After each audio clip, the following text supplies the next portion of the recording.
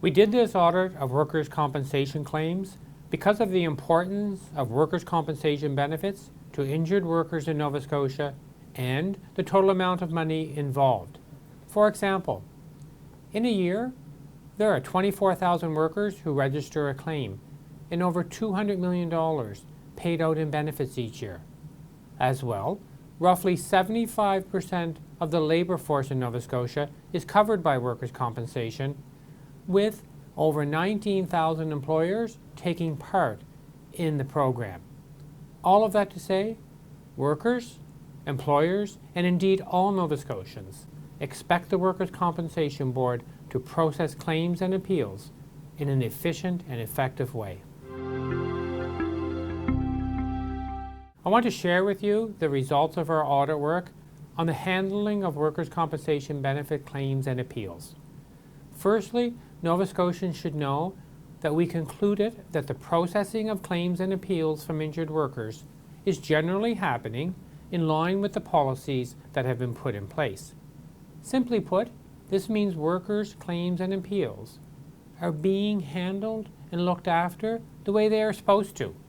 However, having said that, I also want Nova Scotians to know there are a number of things that aren't working as well and need to be improved at the Workers' Compensation Board.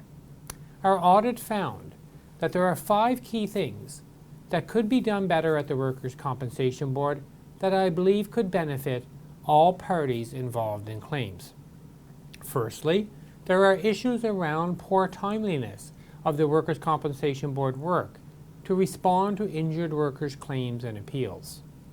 Our audit in fact showed that half of the injured workers who made claims didn't get their decisions within the 30-day commitment. In other cases, we found that appeals were not processed within the 90-day goal that the Workers' Compensation Board had set, and appeals may not even be assigned to the appropriate worker until 50 days after it has been received.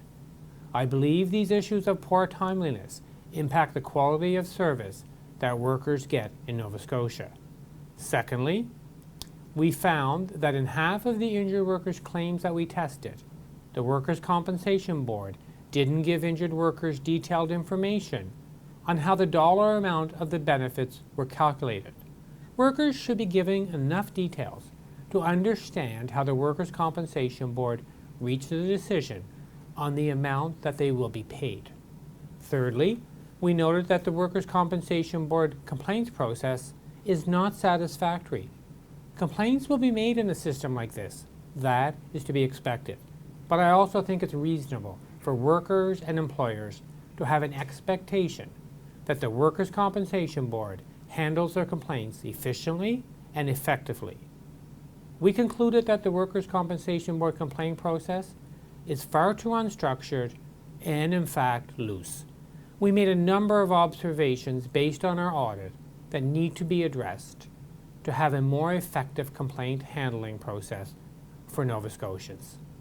Fourthly, we noted a troubling concern around how the Workers' Compensation Board handles the privacy of injured workers' confidential medical information. In half of the worker files that we tested, we found that employers received more private medical information than they ought to have. They received medical information that was not truly related to the claim, such as an unrelated illness or treatment. This violates the protection of private medical information of workers in Nova Scotia. In my opinion, there is no excuse for this, as all workers should expect the privacy of their information to be respected by the Workers' Compensation Board when they make a claim. Finally, in relation to our look at how well the Workers' Compensation Board is managing its own employees, the Workers' Compensation Board has to do better in how it oversees its staff, who work, in fact, on behalf of Nova Scotians. For example, we concluded that there is less than satisfactory supervisory oversight of how well case managers are handling their files, and we noted that the Workers' Compensation Board staff aren't always taking the required training courses. So to get to the bottom line, this means that while I said at the outset of this video that overall workers and Nova Scotians can take comfort that the Workers' Compensation Board is meeting its policies, People should also take note that we made 12 recommendations related to these weaknesses that I just outlined. Fixing these issues should improve how workers' claims and appeals are handled. I am pleased that the Workers' Compensation Board has accepted all 12 of these recommendations, and I do believe it will make a difference.